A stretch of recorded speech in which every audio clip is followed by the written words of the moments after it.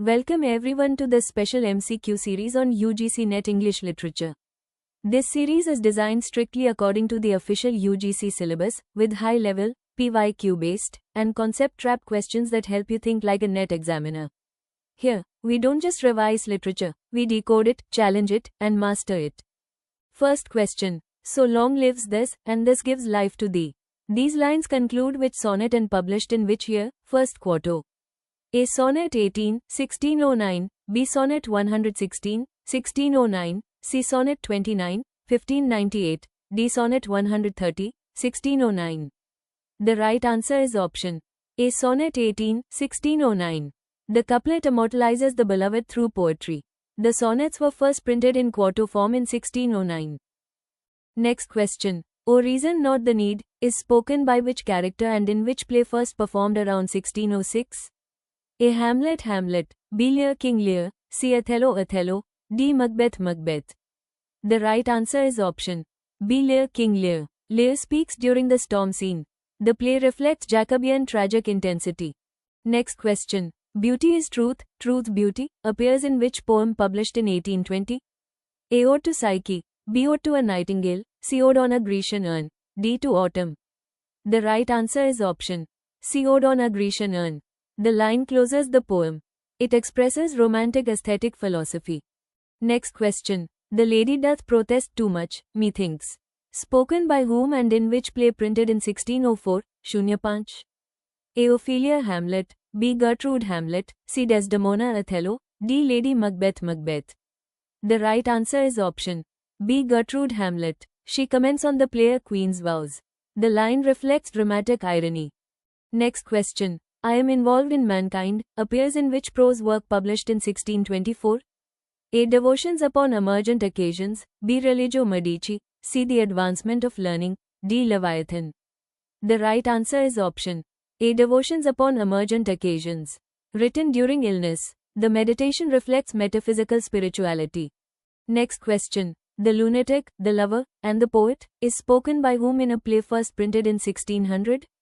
A. Lysander A Midsummer Night's Dream, B. Theseus A Midsummer Night's Dream, C. Oberon A Midsummer Night's Dream, D. Jacques As You Like It. The right answer is option B. Theseus A Midsummer Night's Dream. He comments on imagination's power. The speech links madness and creativity.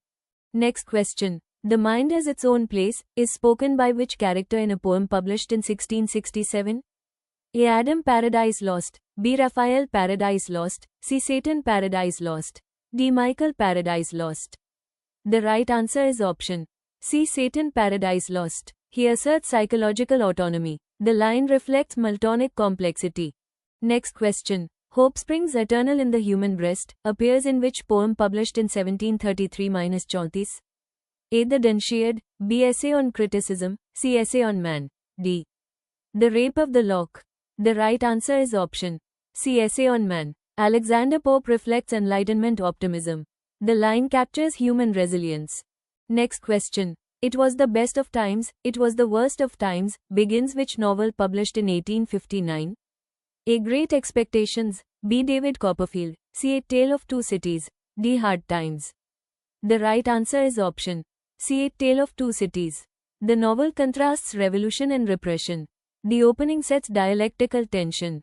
Next question. All Changed, Changed Utterly, appears in which poem published in 1916?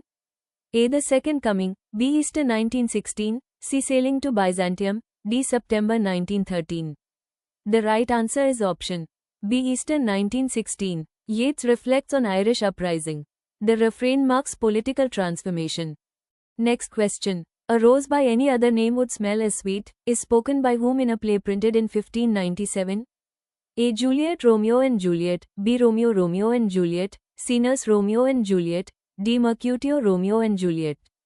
The right answer is option A. Juliet Romeo and Juliet. She questions social identity. Love transcends nominal boundaries. Next question. The Quality of Mercy Is Not Strained, appears in which play printed in 1600?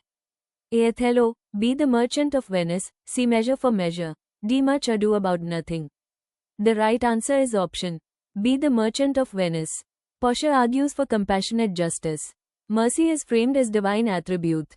Next question. Season of Mists and Mellow Fruitfulness begins which poem published in 1820? A. Ode to a Nightingale, B. Ode to Psyche, C. to Autumn, D. Hyperion. The right answer is option C. to Autumn. It celebrates ripeness and decay. The ode balances abundance and mortality. Next question. They also serve who only stand and wait, concludes which sonnet published in 1673? A. On his blindness, B. Lycidas, C. L'Allegro, D. Il Penseroso. The right answer is option A. On his blindness. Milton reflects on disability and duty. Service becomes spiritual patience. Next question. Into That Darkness Peering appears in which poem published in 1845? A. Annabel Lee, B. The Raven, C. Ulalume, D. Lenore. The right answer is option B. The Raven. The speaker confronts psychological dread. Gothic melancholy dominates. Next question. The Woods Are Lovely, Dark and Deep appears in which poem published in 1923? A. Fire and Ice, B. Mending Wall, C. Stopping by Woods on a Snowy Evening, D. After Apple Picking. The right answer is option C. Stopping by Woods on a Snowy Evening.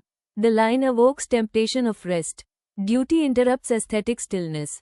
Next question. Better to reign in hell than serve in heaven appears in which book of a poem published in 1667? A. Book I, B. Book 2, C. Book IV, D. Book IX.